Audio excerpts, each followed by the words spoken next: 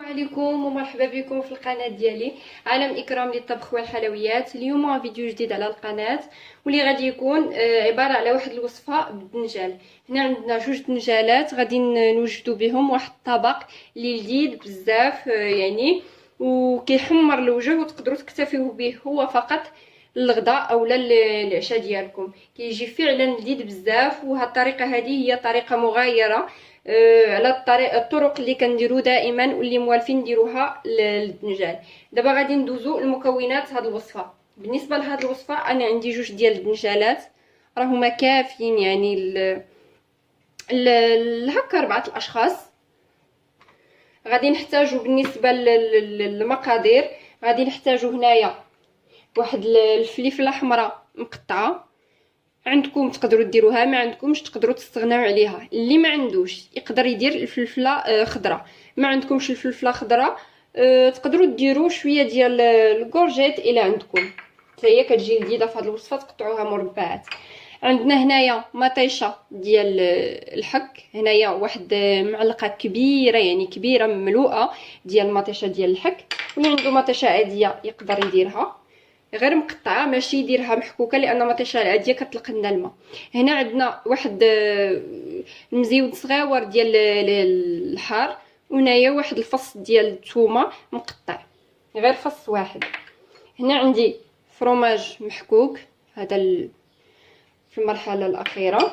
وبالنسبه للتوابل كنكتفيو بالملحه والكمون. علاش؟ لاننا درنا هنايا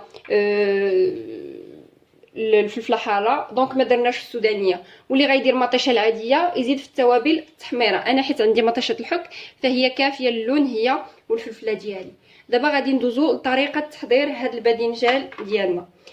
اول حاجه كنحتاجو واحد البانيو اللي هنايا نكونوا دايرين فيه شويه ديال الماء، ونديرو فيه قطرات من الخل باش الدنجال ديالنا ما يكحالش.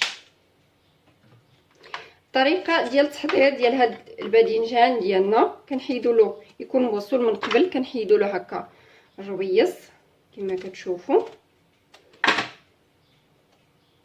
كنقسموه في النصف بهذه الطريقه. كيتقسم في النصف فوالا كما كتشوفوا.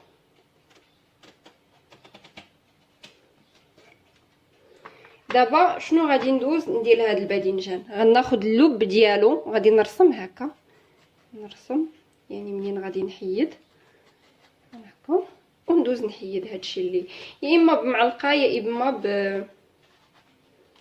اما غير بموس كما كتشوفوا. بحال ندير واحد الحفيره بهذه الطريقه اللي كتشوفوا فيها.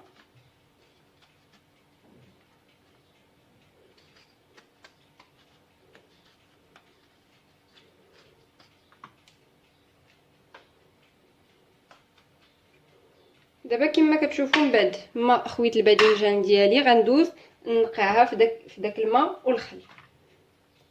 غنكملوا بهذه الطريقه هذه. غنعاود معكم واحده اخرى. كنرسم الحواف اللي غادي نحيد منهم ها ونحيدو كما كتشوفوا، وغادي ندوز نحيد هذاك اللب ديالي ها. غنستمر بهذه الطريقه في نفس يعني بنفس الطريقه في الباذنجان اللي بقى ليا في هاد النصفين اللي بقاو ليا، ونتلاقاو من بعد باش ندوزو لباقي الطريقه.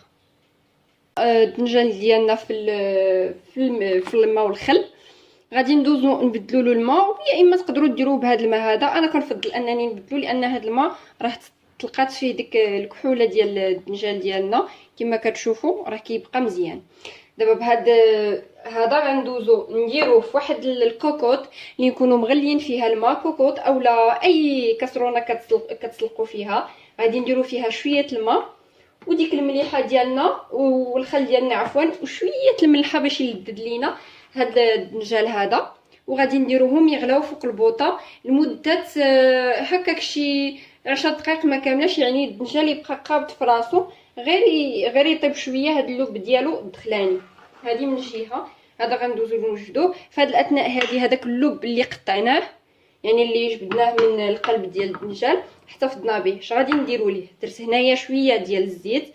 غادي ندوز ندير الفلفله ديالي بالنسبه لهاد الوصفه البنات اللي بغى يدير فيها الكفته يقدر يديرها، كتجي لذيذه. انا فقط اكتفيت باش ندير لكم وصفه سهله واقتصاديه وفي متناول الجميع. غادي ندير ديك الرويس ديال الحار والثومه، وغادي ندوز ندير الملحه في هذه المرحله. الكمون كنخليه اخر حاجه باش كيطلق ليا. اللي بغى يديرو دابا يقدر يديرو دابا. انا غنخلي غير ينزل ليا هادشي شويه عاد باش غادي ندوز ندير غير واحد المده ديال 2 دقائق تسخن ليا المقله، وندوز ندير معلقه كبيره ديال صلصه الطماطم ديالي. هذا هو اللي سلقت كما كتشوفوا. غندوز ناخذ واحد اللاطه اللي كتدخل الفران هكا، وغادي ندوز ندير ليها شويه ديال الزيت من التحت ونكمل. فوالا البنات، انا صحاب ليا كنت كنصور معاكم ولكن ما كانش كيصور. انا هنايا درت شويه ديال الفرماج حمر من التحت، غير شويه باش يجيني معلك الدنجال، ومن بعد دزت كنفرق الحشوه على الدنجال ديالي كما كتشوفوا. فالحشوه راه كتجينا كافيه. دابا غادي ندوز ندير الفرماج ديالي. كيجي زوين بزاف هذا الطبق، هذا كيجي فعلا لذيذ. دابا غادي ندوز ندير الفرماج هنا،